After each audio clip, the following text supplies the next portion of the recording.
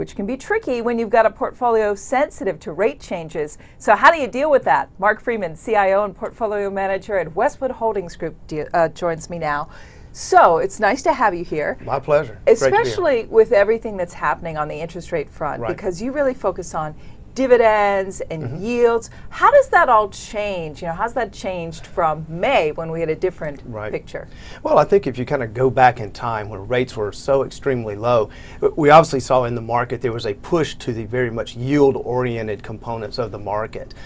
So what is changing now as rates are coming up, and what we're doing in the portfolio is, and what we really have always done, is we want the income component, but we also want a growth component, because that growth component is what I think will serve as an offset as interest rates, should they continue to rise, which we think they probably will, but that growth component will actually provide some cushion, if you will, going forward. So what asset classes are you in now? That's a great question. We actually use 8 different asset classes, and so the things that you would expect, for example, dividend-paying stocks and obviously fixed income.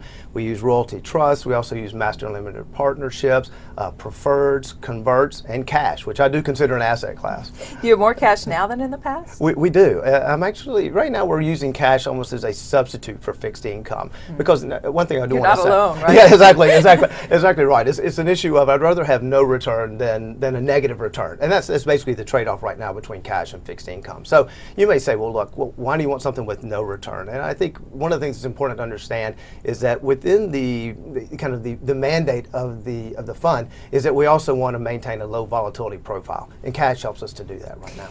One of your biggest equity sector holdings is financials. Now, is that something you might consider adding to in a rising rate environment?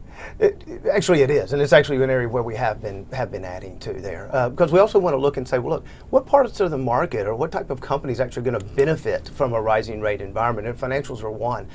We've added USB, U.S. Bank Corp, so is a one that as the yield curve steepens. Now, they're not going to see that impact immediately, but as we look out 2, 3, 4 quarters forward, we think that impact will start to flow through.